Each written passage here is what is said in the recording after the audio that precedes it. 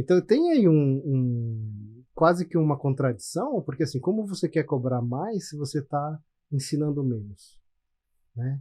Eu sempre dizia assim para todo estagiário com que eu trabalhei, analistas juniores que vieram trabalhar comigo, que antes de você aprender o filé do conhecimento, você tem que aprender a trabalhar. Boa parte das relações que você carrega para a vida, muitas vezes, vem do trabalho. Vem das conexões e afinidades que você teve no trabalho, que você carrega para a vida. Eventualmente, você pode conhecer a pessoa que você vai passar o resto da vida, né, casado, no trabalho. E com esse movimento do home office, você entra em reuniões com pautas que não necessariamente são bem feitas, mas elas são pautas em que você não vai ficar trocando grandes conexões, você não vai chamar para almoçar, que é onde essas conexões elas acontecem.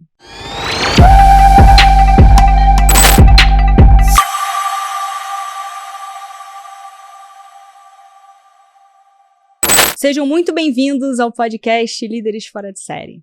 Meu nome é Carolina Augusta, eu estou como CEO da Boomit, e aqui, se você está acompanhando a gente, sabe que o bate-papo é franco e a gente fala muito profundamente de temas. E eu trouxe aqui uma pessoa mais do que especial, Humberto Matsuda, que eu considero um grande amigo, né, um mentor e principalmente uma pessoa que ajudou muito a Boomit na jornada de crescimento e ajuda muitas startups, né? Tem mais de 20 anos aí olhando para todo esse cenário de crescimento, né, nas startups aqui no Brasil e fora do Brasil, e também como especialista em Venture Capital. Muito bem-vindo, Humberto, um prazer ter você aqui. Obrigado, Carol. É uma honra estar aqui, é um prazer. Como você mesma disse, a gente já se conhece há bastante tempo. E é um assunto assim que, bem ou mal, é o que eu venho trabalhando há muitos anos, né? Desses 20 e tantos anos trabalhando com startups em geral, 15 como gestor de fundos, investindo em startups, trabalhando num processo de buscar não só trazer os aportes, mas também desenvolver junto dos empreendedores um trabalho para ajudá-los a crescer e desenvolver as empresas.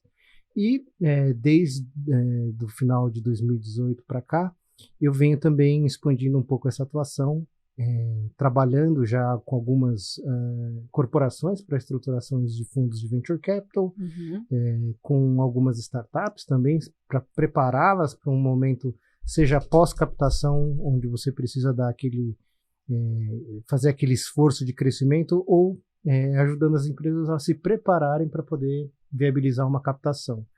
Então, de A a Z, a gente já viu muitas situações, já trabalhou em situações de muita pressão, pouca pressão, viu de perto empresas incríveis surgirem, outras incríveis darem errado, né?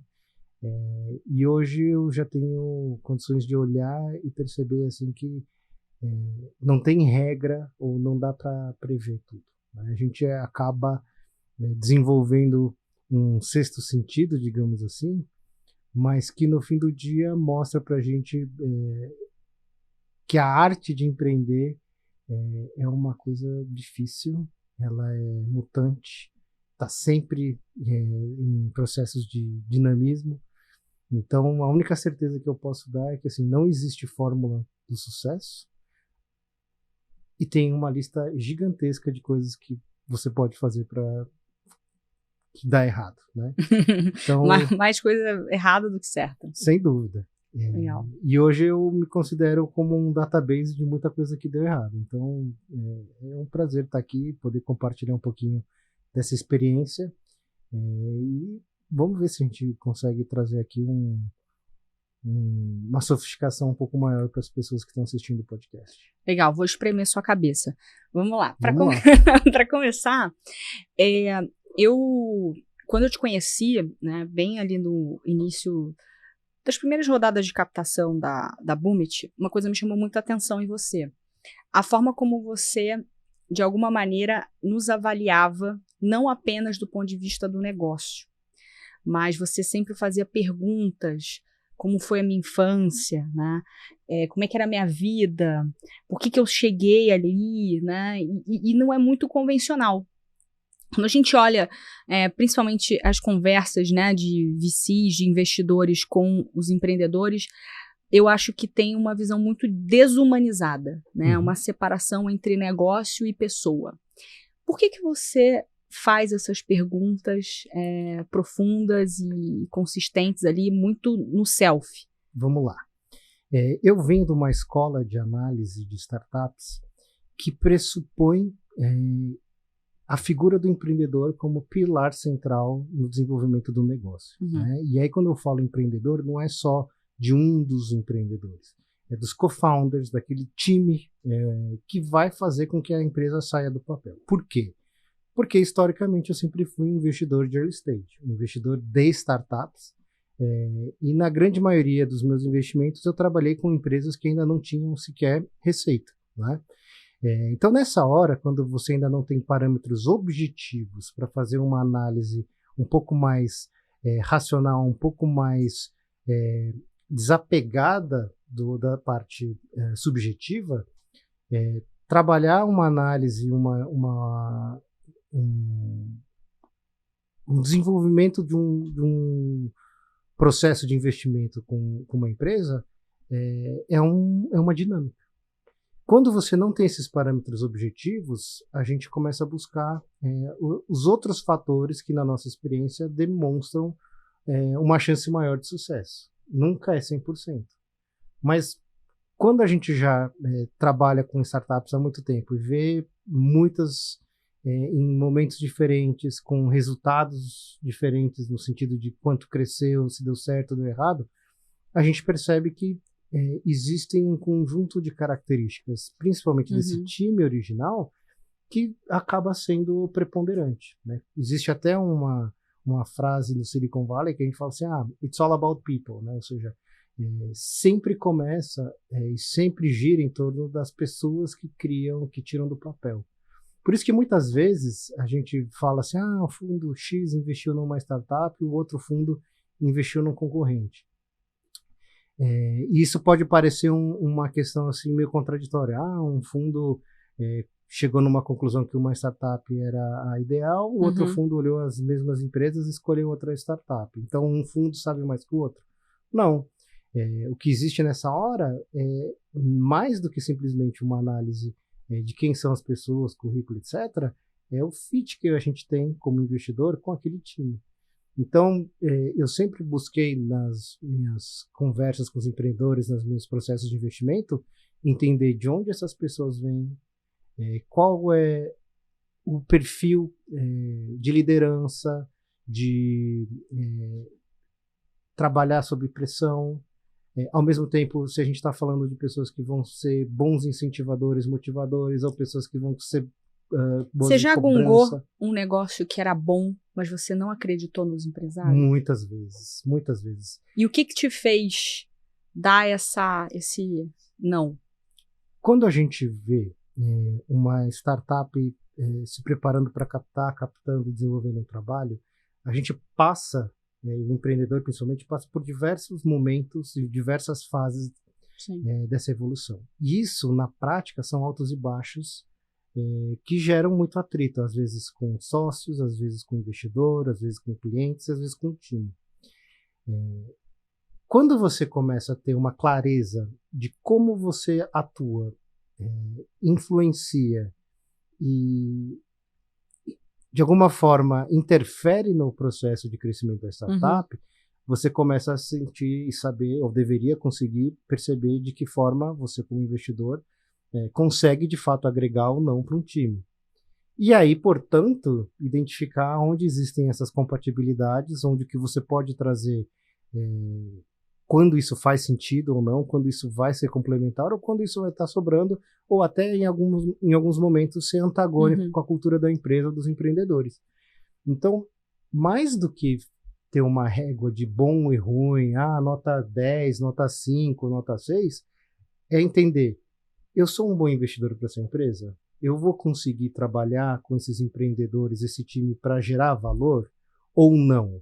É um time que eu vou ter dificuldade em trabalhar, vou ter atritos, vai ser sempre arrastado. Eu não sei você, mas eu sempre oriento o meu trabalho para facilitar a minha vida, não para deixar a minha vida mais difícil. Então, muitas vezes a gente acaba falando assim, olha, esse negócio é ótimo, mas não vai dar para investir. Por quê?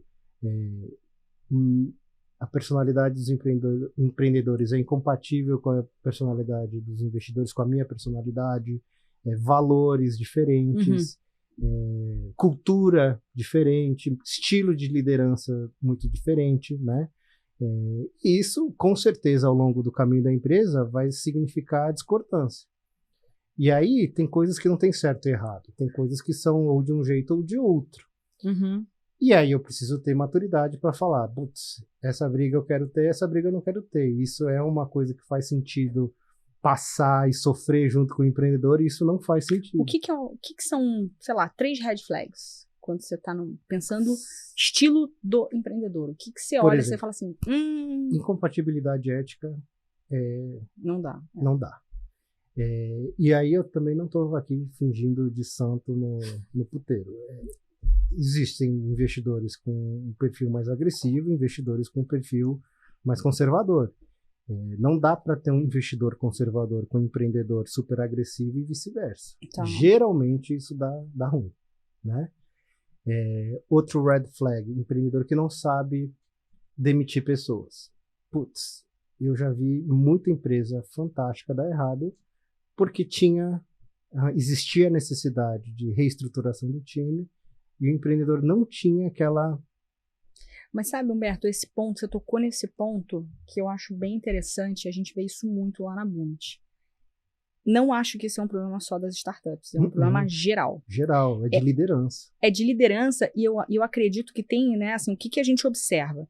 O empreendedor, ele tem uma lealdade, né, um sentimento de reciprocidade com aqueles que estavam lá quando aquilo era mato e eu não tinha grana para pagar e eu não conseguia ali, né, eu tive que fazer meus puxadinhos e aquela galera acreditou em mim.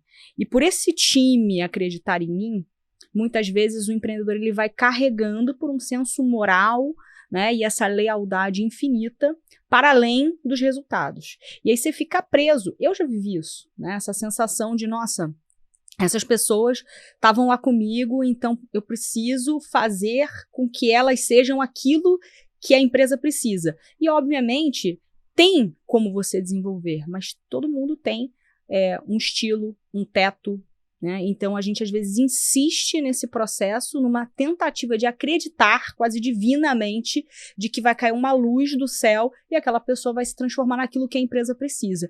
E eu vejo que tem essa passagem de bola, né? Esse entendimento do empreendedor. Pensa assim, não, minha empresa era desse tamanho, agora minha empresa é desse tamanho e eu preciso desse tipo de pessoa.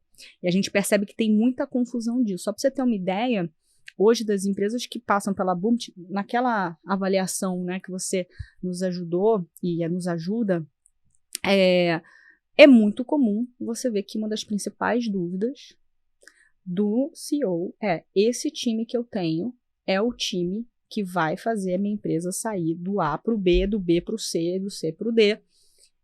Essa empresa que você conhece especificamente, você participou, é uma empresa que nem acabou o diagnóstico, nem acabou dele assistir o diagnóstico dos outros C-levels, ele já pediu para toda a liderança dele, de tão impactado que ele ficou. Por quê? Porque aquilo trouxe para ele uma resposta muito lógica, muito objetiva. Tá, essa pessoa é bala, ela é muito boa, mas ela tem perfil de auditora, de controladoria, não provavelmente de uma CFO. Né? Então, esses são algumas respostas que a gente não tem. Você está ali olhando o negócio com aquelas pessoas que você tem lealdade, que você tem parceria, até amizade, muitas vezes. Então é muito difícil separar. Isso é humano. Não dá para a gente trabalhar e esperar que o ideal seja investir em psicopatas e que eles vão ser máquinas inequívocas, né? Isso não é Isso não é possível. Mesmo que fosse... Não faz sentido. Cada um escolhe a dor de cabeça que quer ter. Então, eu vejo assim que isso por isso que eu penso muito na capacidade de demitir e não em entrar dizendo quem tem que ser demitido. Por quê? Porque uma startup, assim como uma empresa, vivo, né? É um processo orgânico, dinâmico. Uma pessoa pode ser excelente hoje e ser incompatível num segundo momento, ou vice-versa. Né? E às vezes pensa que é demitir. Você pode realocar essa pessoa. Claro, tudo isso está na mesa. Mas se você tiver uma situação onde existe, daí a gente não está nem falando de incompetência, às vezes é uma maçã podre mesmo, alguém que tem uma cultura divergente, alguém que ao estar lá faz mal ou atrapalha, você precisa de uma pessoa que tenha condições de chegar e demitir. Não estou dizendo que a pessoa tem que ser fria e demitir qualquer um que não bata a meta, ou ser, né? Aí a gente entra numa outra discussão que são estilos de gestão, estilos de liderança.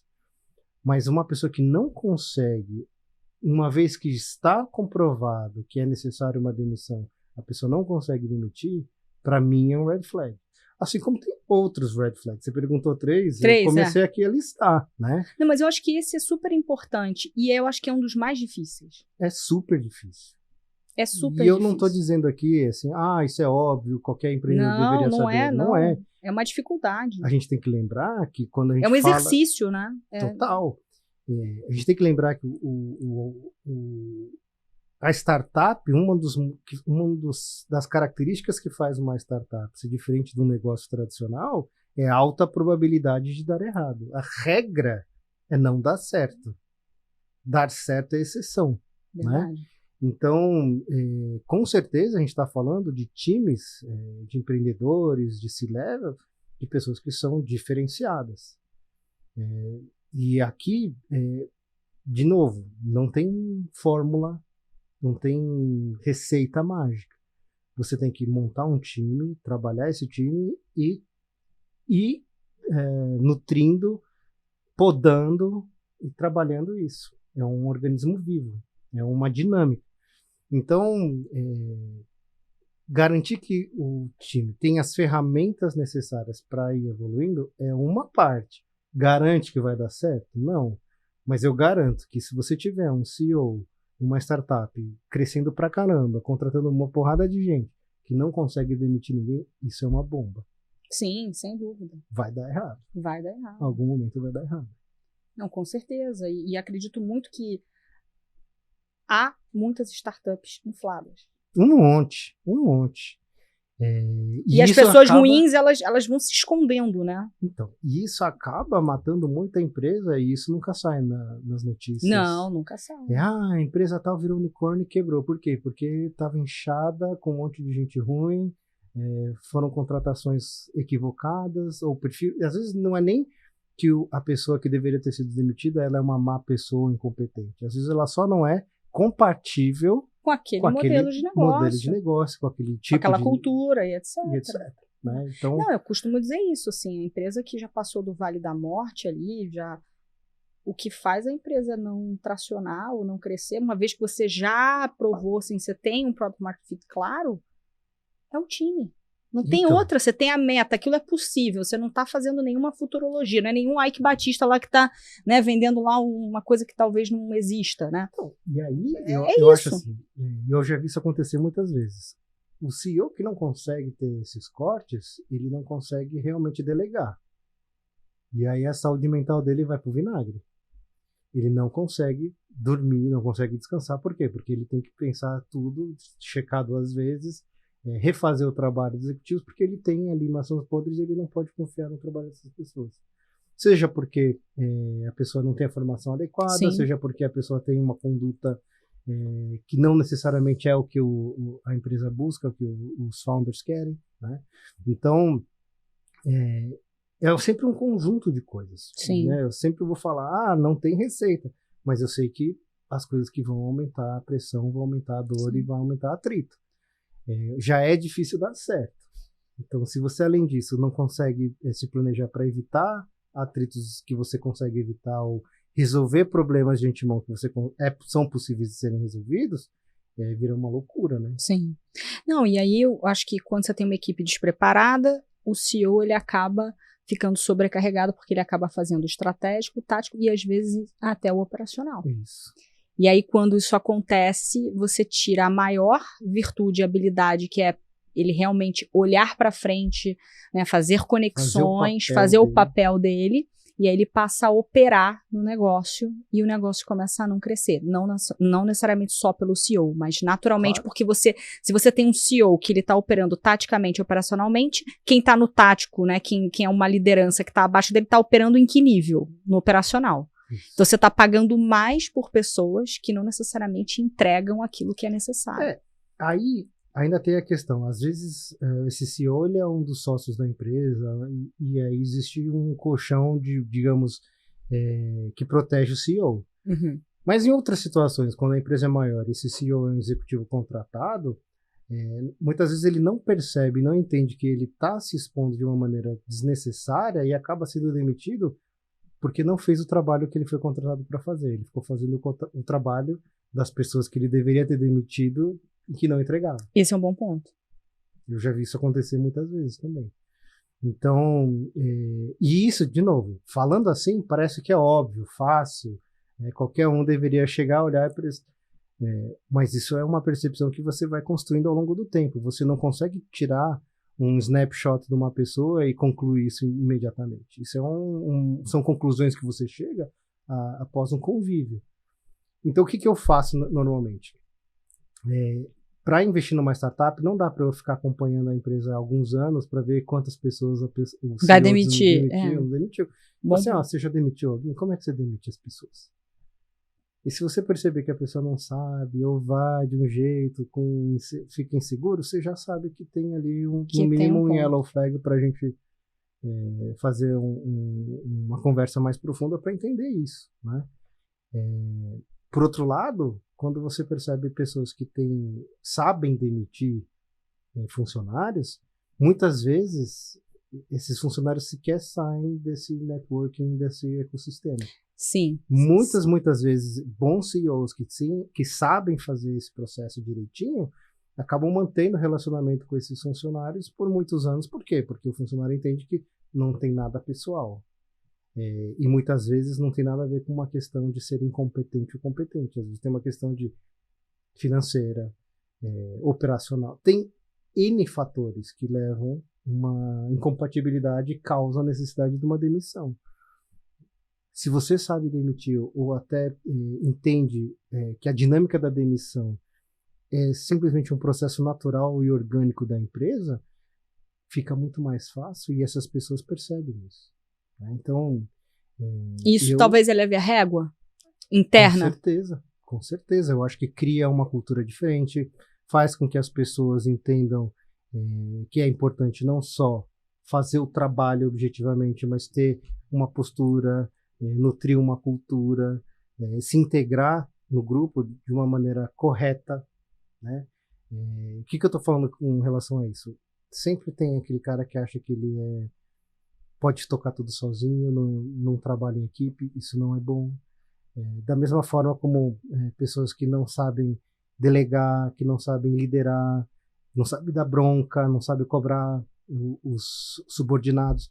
Isso tudo são fatores que vão além do simplesmente conhecimento técnico ou não, domínio ou não, do que você foi contratado para fazer, seja uma pessoa de RH, seja uma pessoa de back-office, impostos, seja um vendedor, seja alguém de estratégia ou outra função. Né? O que a gente... Enfim, o que eu observo muito, né, é que a cada tempo, assim, é mais difícil encontrar gente boa. E aí, assim, tem N fatores, né? Eu tenho estudado bastante sobre isso. E aí tem algumas... Quando eu falo gente boa, é gente aderente à cultura. E aí você tem um conflito, né, de gerações, né? Que eu vivi. Natural. Sempre teve. Sempre teve, sempre terá, né? Ainda bem. Sim, é super importante, é super importante. Mas eu vejo, assim, que há uma reclamação geral de, realmente, estamos falando de gente que, básico, chega na hora, faz o que tem que ser feito, vai embora para casa. É isso, né? Ou não vai embora porque tá no home office. E tá muito difícil, cada vez mais difícil, né? É isso que eu ouço em todos os lugares. E aí, quando você não tem gente boa, a tua régua, ela fica descompensada, flexível. Então, antigamente você fazia um processo seletivo, 20 pessoas no topo. Hoje você bota 100 no topo para ficar em dúvida entre 2. Antigamente você botava 20 e ficava em dúvida entre 4. Né? Você ficava em dúvida. Hoje, você está buscando o menos pior. Não tem gente para todo mundo. Né? Quando eu digo menos pior, aí eu estou falando não necessariamente em informação. Estou falando em habilidade, em comportamento. Porque, na verdade, assim, a gente está vivendo a era do conhecimento. O conhecimento está disponível. Né? Exato. Internet, então, assim, Wikipedia, conhecimento ele está Google. disponível. Agora, a gente está falando de atitude, a gente está falando de cultura, a gente está falando de comportamento. Postura, né? Resiliência. Tem tudo isso. Tem não sei se você chegou a ver, saiu recentemente o filme do BlackBerry. Eu quero ver, não vi. Alguns desses temas são tratados lá, talvez de uma maneira superficial, é um filme Hollywood, claro. Né? Mas é um snapshot de uma cultura dos anos 90 de trabalho de uma startup que não estava no Silicon Valley, e eu acho que até isso gera algumas diferenças do estereótipo de startup, mas que mostra como essa cultura foi evoluindo e se alterando ao longo do tempo. Né? Eu acho que não precisa ir tão atrás até a década de 90. Se você pegar 5 anos atrás, a dependência que a gente tinha do conhecimento adquirido de um funcionário, de um colaborador, era muito maior do que hoje a gente tem. Com acesso a modelos de inteligência artificial, outras startups que resolvem pedaços específicos, startups de HR Tech, eles resolvem um monte de coisas na parte de RH, startups de vendas te resolvem um monte de coisa na parte de vendas, e assim sucessivamente, né? Hoje a gente precisa muito mais de pessoas que tenham uma inteligência emocional, uma dinâmica interpessoal boa, para fazer bom uso dessas ferramentas, do que pessoas que tenham uma experiência adquirida grande, que já trabalharam em lugares bacanas, para trazer esse conhecimento para dentro da tua corporação, para dentro da tua startup. Então, isso, na minha opinião, é um paradigma muito recente que tanto empresas como funcionários ainda não aprenderam a trabalhar de maneira eficiente. Até hoje você vê no Instagram, no LinkedIn, posts de alguém de RH, alguém de um headhunter, que falam assim, quando te fizerem essa pergunta aqui na entrevista de emprego, você responde desse jeito ou daquele jeito, né? E são as mesmas respostas que a gente vê há 10, 15 anos. E aí você começa a perceber assim que existe, sim, um gap cultural entre momento tecnológico, momento econômico e como as pessoas contratam e avaliam pessoas. O que eu quero dizer com isso? Eu acho que numa dinâmica onde você tem um mundo pós-pandemia, com inteligência artificial, numa crise de lideranças globais entre Estados Unidos, China, etc., isso faz com que o estratégico da sua empresa seja afetado por esses fatores e que, de alguma maneira, tem que ser adaptado de maneira transversal e vertical na sua empresa. E isso passa por ter pessoas que têm minimamente um vínculo que vai além do conhecimento e do salário. Eu hoje não consigo imaginar desenvolver um time sem ter pessoas chaves de confiança, mais do que pessoas com grande experiência. Sim. E essa confiança, no meu caso específico, vai muito em questões éticas, em questões de disciplina, de eu poder contar quando precisar, quando o calo aperta, quando o sapato está apertado, eu preciso de alguém que, né, que resolva, ou que dê um sprint comigo quando for necessário, né? Enquanto talvez outras pessoas que vão ter dinâmicas diferentes interpessoais vão ter outras necessidades. Mas quase tudo que eu preciso descobrir em termos de informação objetiva, dá para fazer uma pesquisa, dá para contratar alguém que sabe, ou buscar a solução daquela informação de uma maneira objetiva. A gente está vivendo a era do conhecimento, assim, sem precedentes, né? E eu estava num outro podcast falando sobre inteligência artificial, e eu acredito muito que com tudo isso que a gente está vendo, né, da AI generativa e etc., a gente percebe que o papel da liderança vai mudar. Ele, óbvio, já vem mudando, mas do momento em que você tem pessoas que trabalham no seu time, que podem ter o mesmo conhecimento que você, em simples prompts, muito bem executados, aquele valor que você aportava, ele vai precisar mudar. Não é apenas o conhecimento técnico, reforçando o que você falou. Faz todo sentido. Ele passa a ser um conhecimento que a inteligência artificial ela não pode pegar.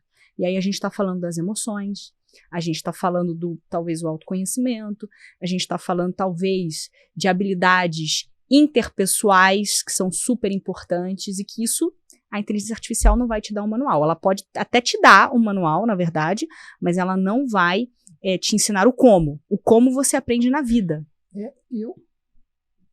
Aí tem, acho que, algumas considerações, assim, que é uma questão de tempo até a inteligência artificial conseguir simular absolutamente qualquer aspecto da questão humana. A única coisa que a inteligência artificial não vai conseguir fazer é a comunicação que a gente tem no dia a dia entre as pessoas por feromônios. Se você estiver irritado e estiver exalando adrenalina, as pessoas, às vezes, elas nem sabem porque elas vão acabar percebendo e vão... Então, tirando essa parte que é totalmente biológica, Sim. Microexpressões, né, faciais, da voz, isso tudo a inteligência artificial vai conseguir fazer. A capacidade de uma inteligência artificial convencer uma pessoa daqui a alguns anos vai ser muito maior do que de um ser humano contra o ser humano. Mas, ao mesmo tempo, isso gera um espaço, e até que isso aconteça também existe um gap, que eu discordo da maioria desses especialistas. Falam assim, essa profissão é mais protegida porque é A, B e C. Eu acho que, obviamente, todo mundo sabe que tem algumas atividades, algumas profissões que estão mais expostas a essa mudança. Mas, no fundo, o que vai fazer um profissional estar mais protegido ou menos protegido contra uma substituição por uma IA vai ser essas questões além da objetividade, além da dinâmica de conhecimento. Você fala em relações interpessoais, eu acho que não são quaisquer relações interpessoais. Vão ser coisas muito específicas. As pessoas que conseguem gerar esse sentimento de confiança, de conexão, vão ter muito mais oportunidade de manter o trabalho do que a pessoa que quer fazer tudo de maneira independente, que contesta ou que não pensa de maneira coletiva em grupo, né? Por isso que também eu acho que a gente está vivendo a era das empresas individuais. Você tem hoje um monte de negócios que você pode fazer sozinho, sozinha. As ferramentas de tecnologia, serviços de apoio ao empreendedorismo, né, de contabilidade a vendas, e dá para fazer sozinho muita coisa. Dá para montar lojinha no e-commerce, dá para montar consultoria, dá para fazer muita coisa. E isso só é possível porque essa tecnologia está ficando cada vez mais barata, mais acessível. Mas isso não quer dizer que organizações complexas ou para serviços mais desenvolvidos, você não vai precisar de um corpo de pessoas para operar tudo isso. E nessa hora, se qualquer um consegue fazer porque a interface é fácil, porque isso é for dummies e é ridículo de usar, você vai contratar alguém que fica o tempo todo de mau humor ou alguém que está sempre motivando o resto do time? Você vai contratar alguém que você sente absolutamente à vontade de explicar, confiar, largar coisas na mão, ou você vai contratar alguém que você vai estar sempre com aquele pezinho, medinho de será que ele entendeu? Será que deu, né? Então, existe aí um universo de dinâmica de como aprender a trabalhar nesse cenário que qualquer um que diga que eu sei como vai ser tá mentindo, tá exagerando. A gente não sabe, a gente tem que testar. E outra coisa, não vai ser estático, isso vai estar mudando o tempo todo. Isso significa, em última análise, que o papel mais difícil em tudo isso vai ser o do CEO, porque ele vai ter que entender isso, se adaptar a isso, e isso não vai ter manual. Quando aquilo virar benchmark, já passou. Já tem um outro jeito. Já foi. Entendeu? Se você ficar esperando fazer um curso de atualização na faculdade X, já era, tem que aprender no dia a dia. Exatamente. E eu vejo muito nessas gerações de jovens que estão ingressando agora no mercado de trabalho, que eles têm uma série de questões de pandemia, de um mundo com uma dinâmica muito diferente, sem os exemplos que, por exemplo, a nossa geração teve trabalhando com pessoas mais velhas em ambiente de trabalho. Então, eu vejo assim que a pandemia criou também um gap daquela cultura que você vai passando para as gerações. Sim, a geração anterior passa. Do mais senior para o mais junior dentro das organizações. Aquele gap que você fala assim, foi 6 meses, 1 ano. Eu, na época, também não vi isso como algo importante. Mas hoje, quando eu percebo que as faculdades trabalham em módulos semestrais ou anuais, você vê que houve sim uma ruptura dessa cultura de trabalho.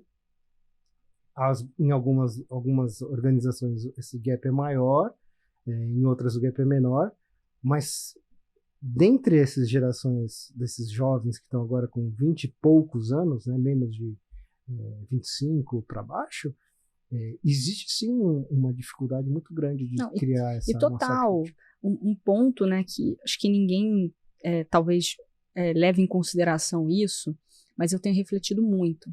Boa parte das relações que você carrega para a vida, muitas vezes, vem do trabalho. Uhum. Vem das conexões e afinidades que você teve no trabalho, que você carrega para a vida. Eventualmente, você pode conhecer a pessoa que você vai passar o resto da vida, né, casado, no trabalho. E com esse movimento do home office, você entra em reuniões com pautas que não necessariamente são bem feitas, mas elas são pautas em que você não vai ficar trocando grandes conexões, você não vai chamar para almoçar, que é onde essas conexões elas acontecem.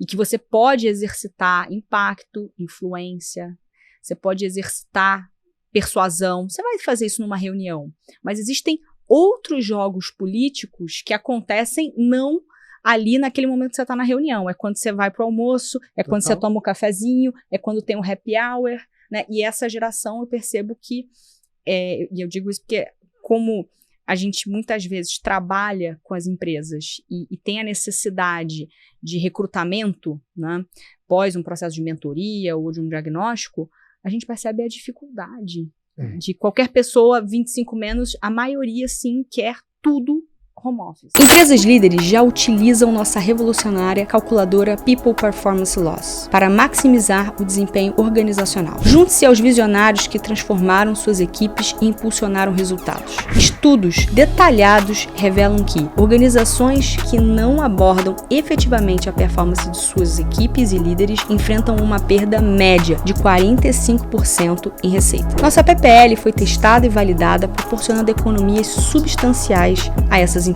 Desenvolvida por especialistas em gestão de talentos e análise financeira, a PPL é a ferramenta de referência para CEOs comprometidos em otimizar não apenas a eficiência geral, mas também os resultados e crescimentos financeiros tangíveis. Nós analisamos métricas específicas que revelam o impacto financeiro direto na baixa performance, desde o nível operacional até a mais alta liderança. Descubra áreas precisas para intervenção e alavanque o potencial não explorado em sua empresa. Introduzimos uma abordagem inovadora para mensurar perdas de performance e, com isso, a PPL vai além das métricas convencionais, oferecendo uma visão única de impacto financeiro real da performance insuficiente em colaboradores e líderes. Antecipe-se a perdas futuras identificando e corrigindo ineficiências hoje. Com a PPL, você não apenas resolve problemas atuais, mas também prepara sua organização para prosperar em um ambiente de negócios em qualquer cenário. Clique abaixo e acesse nossa calculadora agora. E antes, a gente podia dizer tranquilamente, antes da pandemia, que você ia passar mais tempo da sua vida dentro do ambiente de trabalho ao invés de dentro da sua casa. E isso mudou. Total. Né? Em outras palavras, o que a gente tem aqui é muito menos tempo de FaceTime entre a liderança e a equipe mais júnior da empresa. E aí, por serem júnior, eles precisam de mais orientação. Só que agora eles têm menos orientação. E a cobrança aumenta. Então tem aí quase que uma contradição, porque assim, como você quer cobrar mais se você está ensinando menos? Né? Eu sempre dizia assim para todo estagiário com que eu trabalhei, analistas juniores que vieram trabalhar comigo, que antes de você aprender o filé do conhecimento, você tem que aprender a trabalhar. E eu sempre tentei ter toda a paciência do mundo para ajudá-los a desenvolver essa primeira etapa de como trabalhar, ou pelo menos como trabalhar comigo, trabalhar nas minhas equipes, nos meus modelos de liderança e trabalho. Por quê? Porque se a pessoa não entende a dinâmica do trabalho, eu não vou conseguir gastar ou não vou ter energia suficiente para treinar e adequar a conduta. Então, se você... É o comando, né? Isso. Se você Inicial. perde essa interação necessária para criar essa cultura, essa educação de trabalho antes, essa pessoa vem com dissonâncias. E imagina uma pessoa cujo modelo de trabalho, né, os primeiros 2 anos, o primeiro ano de trabalho foi todo quebrado com home office. É muito difícil você mudar essa chave ou entender como uma cabeça dessa se encaixa numa organização que já existia antes e onde as pessoas trabalhavam full time, né, na maior parte do tempo. Hoje eu tenho visto uma pergunta, né? Queria saber um pouco da tua opinião. Eu vejo basicamente, assim, 2 grupos, né, de empreendedores, vamos chamar de influenciadores, né? Empreendedores influenciadores. Uhum. Esses empreendedores, você tem uma galera que é totalmente, assim, parece que eles estão nos anos 80, no sentido de, nossa, a área de vendas tem que, né, todo mundo trabalha até sábado, domingo, dorme no escritório e tal. E tem uma outra vertente de empreendedores que, de alguma maneira, já começam a olhar diferente para a questão da qualidade de vida e tal. E aí, esse grupo 1 muitas vezes fala assim, não, isso que o fulano agora tá te vendendo, né, que é, putz, toma banho lá gelado, não sei o quê, né, você tem que ter equilíbrio entre vida pessoal e profissional, ele tá te vendendo isso hoje, depois que ele já, né, chegou lá no potinho de ouro. E a verdade aqui é que é trabalho duro mesmo, come mal, dorme mal e etc. É assim que a gente faz. Tem uma outra vertente que fala, não, olha, dá para viver, né, de uma maneira em que seu negócio é próspero, mas trabalhando, né, muito bem o autoconhecimento e etc. O que você acha desse movimento? Qual que é a tua vertente? O que você tem olhado assim? Então, eu tenho, na minha experiência de vida, que eu já vi muitas startups, muitas empresas, não existe modelo permanente. São ciclos. O que eu garanto é que se a coisa é estagnada e a rotina de trabalho ela é inexorável e mantida durante anos a fio, a empresa definha até morrer. Quando você diz assim, excesso de trabalho. Não, quando você Ou é não muito muda. paradão? Quando não muda. Quando fica... Se a sua empresa está sempre no mesmo ritmo, seja ele alucinante ou parado, a sua empresa vai morrer. Sim. Porque Interessante as empresas isso que dão você tá certo, falando. elas têm ciclos, elas têm momentos de loucura e momentos de retração. Melhor resposta. Então, acontece na prática, de novo, eu volto, o CEO flexível, ele tem que saber adequar e impor ritmo. Agora é o momento rock and roll, agora é o momento, vamos Agora ouvir uma descansa, MPB, um bossa lounge aqui. Descansa porque agora dá para descansar, porque logo mais, passando a calmaria, vem a aprender a tempestade. apreciar, né? Assim, você tem um momento pico, talvez a manutenção, pico de novo. Às vezes retrai, aí você tem E que aí cortar, você tem que ter tem que enxugar. Você tem que enxugar e você tem que ter certo. sangue frio, né? Você tem que ter a mente muito... Recentemente, numa consultoria que eu estava ajudando uma empresa, a gente acabou entrando no tema onde existem situações onde crescer rápido demais quebra a empresa. Comum. Né? Então, às vezes você quer trazer o resultado, quer criar uma cultura de um ritmo alucinante, você quebra a empresa porque saiu vendendo mais do que você dava conta de entregar, porque você financiou mais do que dava conta de você financiar. E assim, tem N razões que às vezes muitas vezes justificam por que uma empresa quebrou, porque ela fez demais do que ela deveria fazer com mais calma. Deu um passo maior que a perna. Né? Então, isso... Na minha cabeça, assim, sabendo que empresas têm momentos onde aperta, relaxa, qualquer cultura, que seja uma de só apertar ou só de relaxar, vai estar aderente em certos momentos e fora de contexto em outros momentos. Então, o certo é você ter essa dinâmica. Mas se você não tem, seja na hora de apertar ou não apertar, seu concorrente te engole. E na hora de relaxar, você não relaxa, ou você dá um passo maior que a perna, ou o mercado acaba com você também, né? Então, e de novo, falando assim, parece super fácil. Porque eu acho que o difícil é você entender, né? Isso, quando é o momento de apertar, quando é o momento de acelerar, quando é o momento de talvez, vamos aproveitar um pouco, observar aqui o monte, que às vezes nem é um monte tão grande, pode ser um montinho, e respirar um pouco aqui, e a gente aprender a apreciar o manter, né? Eu acho que isso na startup não existe, parece que a gente está sempre correndo atrás de uma cenoura que nunca chega, né? Mas aí tem um monte de questões especificamente da startup que captou recursos com o investidor. Sim, exatamente. O empreendedor que acha que captei, esse é o momento de vitória, ele está totalmente equivocado. Totalmente captou, agora começa a corrida. Né? Então, do coelho, né? Ter essa, digamos, pressão, né, natural, quando você tem alguém que pôs um dinheiro e quer ver aquele dinheiro sendo multiplicado de maneira muito mais agressiva do que investimentos mais tradicionais, isso implica numa performance muito mais agressiva do que em empresas com negócios tradicionais.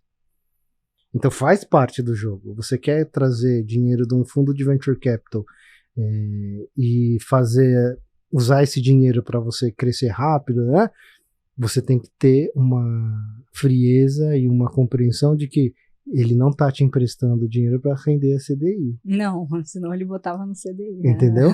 Então, quando você vê assim aqueles caras falam, o meu investimento em venture capital deu 10 vezes o aporte, 100 vezes o aporte, bom, então a empresa tem que ter valorizado 10 vezes mais, 100 vezes mais, enfim, X vezes mais. E isso não acontece no dia a dia. Tenta dobrar de tamanho uma multinacional. Tem multinacional que não consegue evitar que diminui de tamanho todo ano, né? Então, essa questão da startup é também uma questão cultural e um modelo de negócio. Você precisa desse dinheiro, você quer esse dinheiro, é uma opção ou uma obrigação? Se você não fizer, o que acontece? Porque se você fizer, você vai ter... Você vai ter a conta para pagar. Exatamente. Né? Mas quando eu falo do apreciar e eu acho que isso, independente, né? Eu trabalhei em multinacional, todo ano era isso, maio. Corta custo, red flag, não sei o quê. Então temos que crescer. Assim, eu já olhava para o negócio assim, cara, tem 74% de market share. Tem um limite, né, do quanto que você vai conseguir crescer, né, e dar grandes saltos, né. E aí talvez eu acho que a cultura que a gente vive, essa cultura ocidental, ela não vê beleza também num processo de manutenção. E essa manutenção, quando eu falo, ela não é necessariamente uma manutenção, então vou ficar aqui tranquilo. Não, às vezes é o ganho de eficiência. Uhum. É você mudar o foco. Então eu não preciso ganhar tanto marketing, mas será que se eu volto para dentro para os processos, para a tecnologia, para as pessoas, será que eu não consigo ampliar a minha margem lá no final? O cobertor é sempre curto. Sim, então, é sempre. Você botar um pouquinho. Eu vou aumentar o bottom line ou top line? Eu vou aumentar a capacidade de produção, reduzir custo, ou vou aumentar vendas, né? Aí a gente entra num outro universo também super complexo, que é assim, qual que é a estratégia da empresa, de que forma os concorrentes estão se portando. Sim. Né? Por isso que eu falo, eu já vi muita empresa dar certo, muita empresa dar errado. Mais empresa dando errado que dando certo. Isso fez com que eu criasse um livro de receitas? Não. Por quê? Porque o mercado é dinâmico, porque as dinâmicas dos concorrentes mudam, porque acesso a capital muda, porque tem hora que você precisa ser lucrativo, tem hora que você precisa crescer. Tem hora que você precisa gastar mais, tem hora que você precisa segurar dinheiro, tem hora que você precisa correr, tem hora que você precisa ficar parado. Então, talvez assim, outro que talvez seja um dos mais importantes red flags na hora é você encontrar pessoas que tenham ou minimamente essa serenidade de como trabalhar cenários que, por definição, são estressantes e ficam mudando o tempo todo. Né? Não estou falando assim, vamos investir em empreendedores psicopatas, frios e calculistas que... Mas aí não se abalam. Acho que entra no...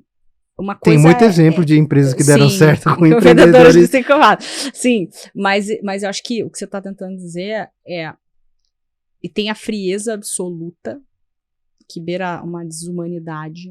É o psicopata. Que é o psicopata. E tem um monte. E tem aquele que consegue, de alguma maneira, ter uma mente que consegue ver as coisas talvez um pouco mais ampla, que aí entra o ponto que eu queria chegar. Você acredita que o empresário observando, né, a sua mente, o autoconhecimento, né, olhando por esse olhar, né, quem ele é, né, o que ele deseja, você acha que isso faz diferença? Por que eu te pergunto isso? Como a gente tem um trabalho muito forte, assim, muito próximo dos empreendedores, a gente vê muito utilização de ansiolítico, insônia, e por isso a gente, inclusive, trouxe um instituto de psicologia com a gente. Porque bacana. Muitas vezes a gente percebia que a mentoria, ela não era suficiente. Ela ajudava ele a tomar decisões de maneira mais rápida, mais ágil, a entender melhor os problemas, mas a ansiedade, ela tá ali dentro, né? Sim. Então, a gente trouxe esse olhar, né, do Instituto Anthropos, que a gente conecta esse empreendedor a um psicólogo que, naturalmente, a gente fez uma curadoria interna lá e entendeu aqueles que fazem mais sentido do ponto de vista de negócio mesmo, de entendimento de empresa, né? Então, isso fez uma baita diferença, né? No entanto, a gente percebe que essa ainda é uma realidade distante, né? Aí entra aquele ponto, né, daqueles empreendedores, que trabalha, sem meio que essa visão ampla, distante, e falar assim, não, peraí, será que esse trabalho está da maneira ideal, né? Será que faz sentido? E aí entra esse ponto. O que você acha sobre isso? Eu acho fantástico o trabalho que vocês estão desenvolvendo, né, nesse contexto, porque eu vejo como algo fundamental. Mas, de novo, por ser fundamental é óbvio? Não. A gente sabe, e eu já sei disso, inclusive por experiência própria, que uma das coisas mais difíceis é você conseguir ter um momento para poder se olhar e perceber onde que tá dando errado, onde que tá dando ruim. É muito difícil. Às vezes você tá na pilha do nervosismo, da ansiedade, e você nem percebe. Você tá ali só replicando, mastigando, engolindo qualquer coisa e correndo para frente para poder alcançar qualquer que seja a meta da vez, né? E não tá percebendo como isso tá te afetando fisicamente, como isso tá te afetando no sono, no apetite, em relações familiares, né? E isso tudo, você fala assim, a gente tem que separar o profissional do pessoal, isso aí é só do lado do pessoal. Não. Qualquer um que já trabalhou com outras pessoas sabe que quando tem alguém passando por um momento difícil, um divórcio, uma perda de um familiar, isso afeta a capacidade da pessoa contribuir no ambiente de trabalho. Então você achar que algumas coisas afetam, outras não, isso é loucura e ingenuidade. Tudo afeta. Então se a pessoa, o colaborador, não está bem, isso vai se transformar numa questão de desempenho de produtividade. Se isso é uma questão humana, acontece com os colaboradores, óbvio que com a liderança é a mesma coisa. Só que existe um papel de liderança. Isso muda completamente a dinâmica disso. Não dá para o CEO ter a mesma postura com relação a inseguranças e problemas como o pessoal que está sendo liderado, né? Então, existem profissionais super qualificados, coaches que são treinados especificamente para ajudar os CEOs e quem está em posições de liderança a lidar com essas questões. Mas, de novo, eu acho que é muito parecido com a questão de como conduzir um negócio. Não existe uma fórmula universal, não existe one size fits all. Cada pessoa tem dinâmicas diferentes, pessoais, de experiência, e que vão gerar necessidades específicas. Não tem receita de bolo. Não tem receita de bolo. E tem mais, embora seja absolutamente essencial, e eu acredito muito em terapia, eu faço, acho que isso me ajuda muito, nenhum terapeuta vai resolver nenhum problema que eu tenho. do ponto de vista das coisas que eu tenho que fazer, Sim. dos desafios que eu tenho que resolver. Então, é entender que aquilo é um processo de apoio e, que nem você falou, de autoconhecimento, para que eu consiga ter, como se fosse na hora que eu estou dirigindo, saber que tenho espelho, mas eu tenho ponto cego. Que eu sou bom em certas coisas, mas não sou bom em tudo. Então, nas coisas que eu não sou bom, será que eu não tenho que pensar 2 vezes se eu estou acertando ou estou errando? Será que eu não preciso de uma ajuda externa, um olhar externo, seja de um outro C-level, seja de um consultor externo? Sim. Né? E outra coisa que eu sinto de maneira muito visceral é a capacidade da pessoa lidar com a solidão da liderança. E é solitário mesmo. Empreender, ser o CEO é, por definição, um papel difícil, porque você fica muito mais isolado que as outras pessoas da empresa. E eu não estou falando isolado no sentido de espaço físico, né? Não, intelectualmente. Intelectualmente, né? Então, essas dinâmicas, né, que levam... Por isso que eu também Existe acredito... uma frustração de velocidade, geralmente, Isso. porque como você é o CEO, você idealizou o negócio na maioria das vezes, você está sempre buscando algo mais, e aí essa visão nem sempre ela é clara para todo mundo. E aí, se você não é um bom comunicador ou uma boa comunicadora, essa comunicação não chega, e mesmo que você seja, não necessariamente as pessoas entendem e ou compram aquela Tudo ideia, e não são muitas variáveis. E se a pessoa fica gerando esse, digamos, gap, esse delta de autoconhecimento, de controlar a ansiedade por muito tempo, e a empresa dá certo, ou seja, a pessoa se virou, se desgastou, mas fez o IPO, transformou a empresa num decacórnio, etc. Aí o que acontece? Aí é aquele CEO que vai lá e compra o time de futebol. É o cara que vai lá, separa da mulher e vai para a esbórnia. Ele estoura em alguma outra ponta. Ele vai querer compensar aquela dor que ele viveu tanto tempo isolado. Vai compensar em outro lugar. Com uma maluquice qualquer, gastando fortunas, contratando Rolling Stones para festa de aniversário, entendeu? E aí uma polêmica, né, que eu vejo, né, pegando Day Ones aí da Endeavor, né, eu gosto muito de ver narrativas de empreendedores, né, e aí eu sempre percebo esse perfil, ele se repete, né, puxa, eu fui lá, eu trabalhei durante anos, meu casamento acabou, eu não criei meus filhos, e não sei o que e tal, e aí eu quase quebrei, e aí minha família quebrou inteira, mas eu fiz isso pela família, porque eu estava lá pela família, e eu me dediquei pela família. Quando é a mulher que toma esse rumo, na verdade a sociedade diz que ela é individualista, que ela é egoísta, ela não fez pela família, ela fez por ela, né? Então eu, trazendo aqui um ponto que eu particularmente sinto muito, é que quando você é homem, e a sociedade, de alguma maneira, quando você quer ser o louco furioso, ela te respalda, né? Então, tudo bem, afinal de contas, né, você está fazendo isso pelas pessoas com as quais você convive. E a mulher não, né? É aquela que, na verdade, está abrindo mão da família. O homem, ele nunca abre mão da família, mas a mulher, ela abre. Então, acho que esse é um ponto, só queria um comentário apenas. Não, assim, eu acho que também, sendo bem objetivo e sem fugir da pergunta, a sociedade é machista. Sim. O contexto cultural hoje ainda é um contexto cultural machista. Isso tá mudando? Tá. Num ritmo forte? Não. Não. Entendeu? Isso quer dizer que em todos os casos acontece da mesma forma? Óbvio que não. Eu acredito assim, tanto homens como mulheres podem ser muito bem-sucedidos ou mal-sucedidos. Sim. Mas isso não quer dizer que homens e mulheres sejam idênticos. Não são. Não são. Existem diferenças entre homens e mulheres. Mas, de novo, eu volto à questão do início da nossa conversa. Por isso que eu não falo assim, o meu playbook de análise do empreendedor é esse questionário. Eu mando esse questionário e eu resolvo. São perguntas de 0 a 10. É o time. Sim, a composição. Né?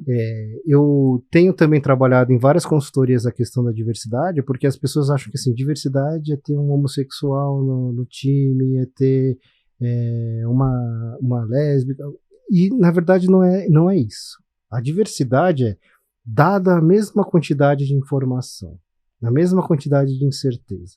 Que tipos de conclusões e decisões as pessoas conseguem tomar, né? A diversidade, ela vem quando você tem a mesma informação disponível para um grupo de pessoas, mas elas chegam com conclusões e visões diferentes sobre aquilo. Isso é a riqueza da diversidade, é você poder ouvir e ter a oportunidade de refletir sobre algo que você não ia pensar sozinho, né? Então, eu te garanto, na minha experiência, eu já vi isso muitas e muitas vezes. Time só de homem, time só de mulher. Os melhores são mistos. Sem dúvida. Por quê? Porque você tem uma mistura, uma complementariedade, né? E, de novo, se a gente está falando que a flexibilidade é um fator crítico de sucesso, é importante, contribui muito para o sucesso, essa capacidade de você lidar com um par de outro sexo, isso mostra uma flexibilidade, uma capacidade de adaptação maior do que a pessoa que fala assim, não, eu só quero pessoas do meu sexo trabalhando comigo. Não, seja homem, seja mulher. Eu acredito muito em relação, né? Eu brinco, eu não sou uma feminista porque eu acho que não, eu quero ser, né? Porque eu nasci no final da década de 80 e naturalmente, né, minha cabeça já, desculpa, tá bem estragada. Né? Eu brinquei de Barbie, né? Minha Barbie era super padrão e etc. Então, assim, li Capricho e vi novela. Então, assim, eu tô zoada. Mas eu leio sobre, tento, né, de alguma maneira ser, mas uma coisa que para mim é um fato, assim, quanto mais a gente, quando digo a gente, nós mulheres, a gente se fecha em silos, pior. Porque os homens precisam ser influenciadores nessa luta, né, vamos dizer assim. E eu só vou conseguir uma mudança quando, sei lá, Humbertos, né, o Joãos e etc, disserem, olha, essa mulher aqui é bala, né? Tipo, não é essa mulher, mas essa pessoa, mais do que mulher. E aí, eu acho que esse é o ponto, né? E se a gente se fecha, evento de mulheres para mulheres, que falam sobre mulheres, com mulheres, tem que botar o homem ali para discutir, tem que botar homens para ouvirem outras mulheres e trabalharem com outras mulheres, e é isso, essa é a mudança, né? Então, por exemplo, você tem no portfólio da Bumit empresas machistas? Claro. E nessas empresas é onde a gente mais força mulheres mentoras. E isso é ótimo para as empresas. Você ajuda a empresa a adquirir uma flexibilidade, a enxergar coisas que provavelmente eles não conseguem sem alguma ajuda externa. Exatamente. Então é importante. É no lugar que você vai jogar a bombinha onde? Onde já está. Né? Você nunca vai conseguir ajudar uma empresa de maneira sensível se você não enfiar o dedo na ferida. Às vezes a ferida é financeira, às vezes a ferida é operacional, às vezes é cultural, às vezes é falta de oxigenar a liderança. Eu acho que o ponto da militância, de modo geral, eu não vou atender a empresa porque é machista. Eu acho que você perde uma oportunidade de mudar alguém. De mudar alguém nessa relação. Sem dúvida. Porque vê uma mulher falando, porque vê, né, uma mulher, mas poderia ser N outros pontos de diversidade. Eu acho que esse é o ponto. Isso acontece. E eu acho que, inclusive, tem muitas situações onde você, inclusive, vê mulheres propagando a cultura machista. Comum. Né?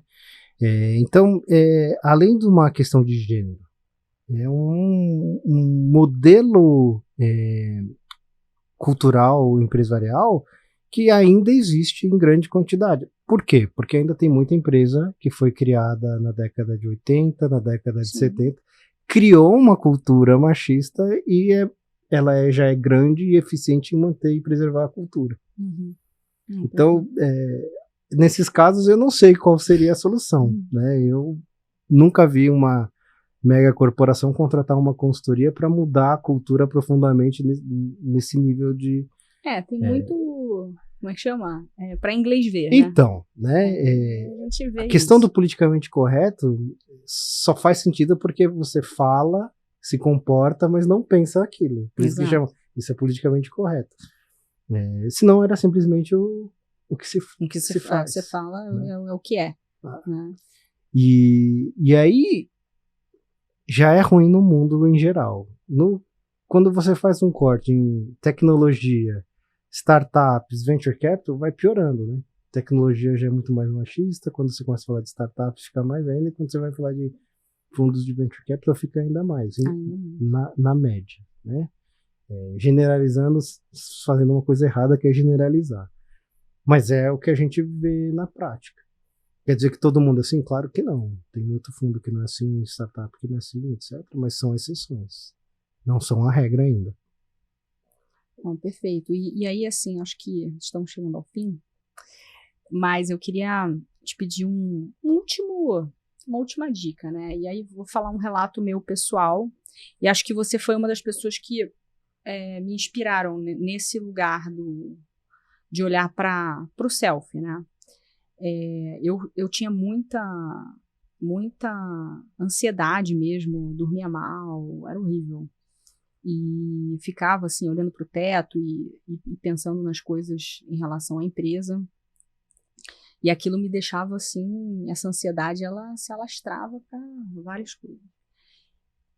Hoje, né, depois de, sei lá, talvez 3 anos e meio trabalhando consistentemente, então, né, que tipo de algumas coisas que eu fiz. Eu voltei para terapia, né, fiz uso de homeopatia, comecei a me alimentar melhor, e eu fui, né, algumas coisas eu fui ajustando.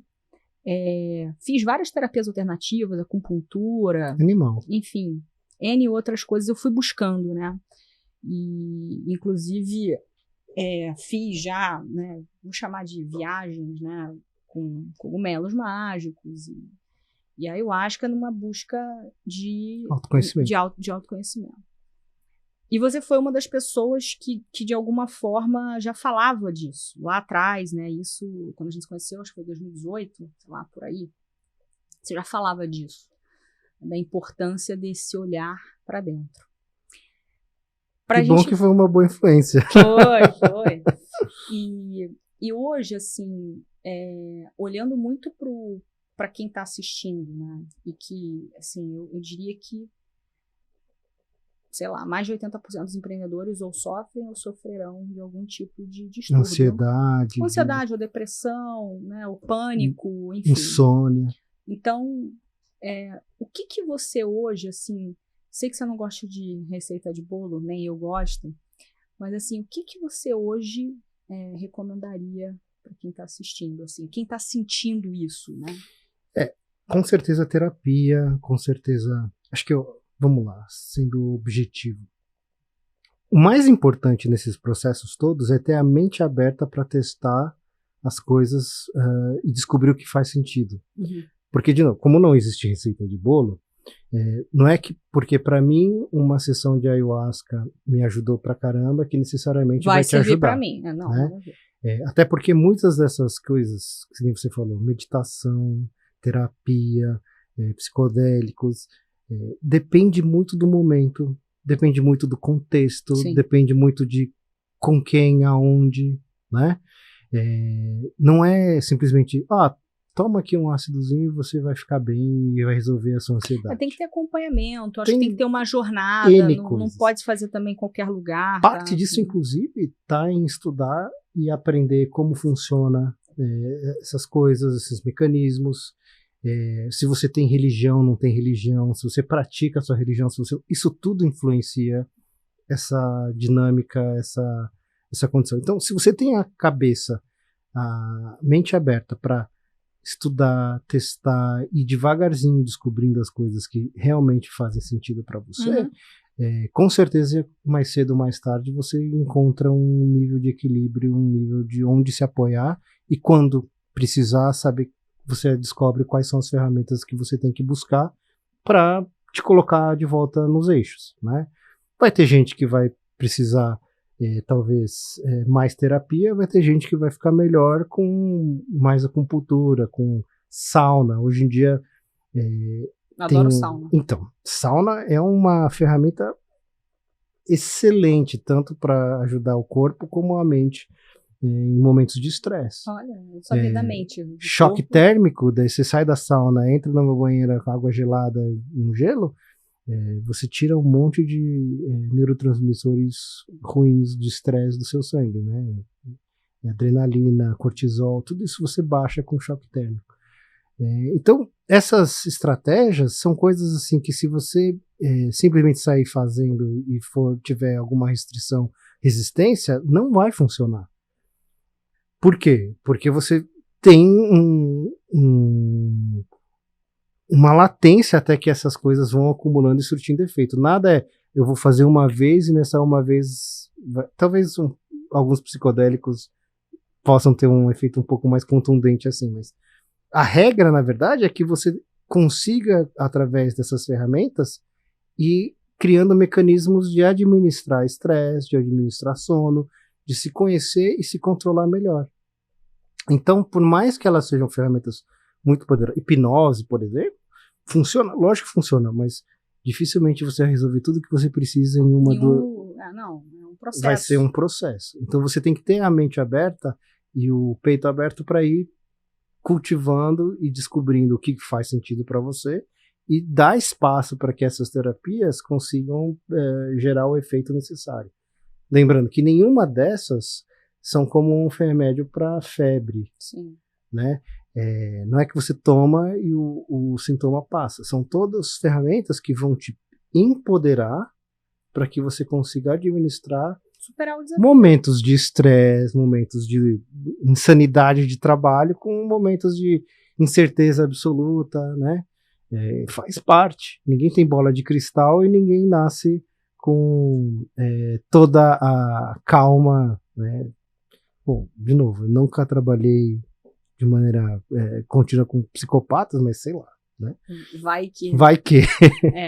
Não, eu sou a prova viva, assim, o ano de 23 foi um ano super desafiador, pessoalmente, especificamente e tal, e se eu não tivesse feito essa jornada, eu não sei, né, assim, o que acontece, né, porque aí você vê, às vezes, né, a pessoa pode infartar, pode ter uma situação mais grave. Pode recorrer a substâncias que, em vez de fazer bem, vão fazer mal. Sim. E criar vícios, enfim. Às vezes vícios psicotrópicos que não necessariamente vão trazer... Né? Psicotrópico pode ser vício em condutas, vício em jogatina, pornografia. Tem um monte de outros vícios que não são... Que você vai adquirindo. E aí você vai, ao invés de trabalhar a sua saúde, você vai jogando contra. Você vai aumentando momentos onde você vai ter uma necessidade absurda de dopamina e momentos onde você vai ter um descontrole total. Quando, na verdade, o que você precisa é aumentar, ganhar esse controle de maneira sólida, não de maneira pontual.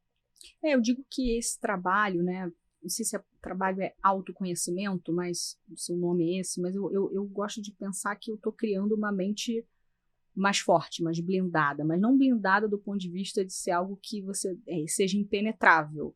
Muito pelo contrário, né? Uma mente que ela é forte, no entanto ela se relaciona, mas sem se contaminar. Claro. Né? Então, eu acho que esse é um caminho que ele é uma jornada mesmo, e cada vez que eu vou caminhando um pouco mais, eu falo, nossa, eu tô um pouco melhor. Eu tô, sei lá, 0,5 melhor do que eu estive há 2 meses atrás. Isso que eu pensava, eu fazia no mês passado, hoje já não é mais assim. Agora eu vejo diferente. Eu me sinto mais tranquila em relação a isso. E é dinâmico. Você vai vendo que certas ferramentas fazem mais sentido em alguma hora, e você vai trocando, e aí vai evoluindo. E eu acho que no fim tudo volta a essa flexibilidade nesse olhar. Eu acho sim que é uma ferramenta, é autoconhecimento, é entender como você está respondendo a estímulos externos hoje, ter a maturidade de saber que tem coisas internas que vão desequilibrar isso, tem coisas externas que vão desequilibrar isso, e está sempre buscando complementar ou resolver esses conflitos da melhor forma possível, seja com ações, seja com reflexões, seja com atitudes de trabalho, seja com questões pessoais, seja com ajuda de conversar, seja fazendo exercício. Entendeu? Tudo isso vai de alguma forma contribuir para você gerar esse ambiente ou esse conjunto de ferramentas que você pode acessar para tentar manter o seu barquinho o mais estável possível, sempre na direção ideal, né? Sim. Mas saber que vai ter tempestade, vai ter... o mar vai ficar flat, não vai ter vento, tem hora que tem que remar, tem hora que você vai querer baixar a vela e ficar quietinho, tudo isso. Tudo isso. Se ouvir, né? Acho que Então, tá vivo? Vai ter perrengue, vai acontecer coisas, vai mudar, é dinâmico. Humberto, bom, quero super te agradecer, né, por tudo sempre. E para mim foi ótimo uma aula. E queria que você deixasse teus contatos, palavras finais e contatos, não sei, LinkedIn. Hora do merchan. Hora do merchan. E se quiser também anunciar alguma coisa aqui. Claro. Para quem quiser entrar em contato, pode me adicionar no LinkedIn, Humberto Matsuda. Fazendo já o merchan, comecinho do mês que vem, em abril, dia 5 de abril, eu vou participar junto com o Arthur Garuti, que era da ACE, de um workshop, onde a gente vai passar o dia inteiro ajudando interessados em investir em startups de inteligência artificial a avaliar empresas com esse perfil. Tanto do ponto de vista do conhecimento, do objeto, da tecnologia, como dos aspectos de negócio, de tendências, de como aquelas startups hoje podem ou não ter uma maior viabilidade no longo prazo ou não. Para isso a gente vai trazer algumas pessoas especialistas no tema, que trabalham na área, que empreendem na área, mas é uma oportunidade que eu achei muito bacana de trazer essa conversa, por exemplo, que a gente está falando de análise de empresas, com um detalhamento muito maior. É uma conversa de um dia inteiro e não de alguns minutos. Boa, maravilha. E aí, bom, depois o pessoal te procura lá no LinkedIn. Tá no LinkedIn todas as informações. Quem me mandar mensagem tem código de desconto. Olha, gosto. Beleza, obrigada. Quem Humberto assistir e falar assim, vindo da Boomit tem um desconto especial. Olha aí, vindo o podcast da Boomit tá ótimo, ou da Boomit. Isso. Maravilha. Humberto, muito, muito obrigada. Prazer. Obrigada. Obrigado pela oportunidade.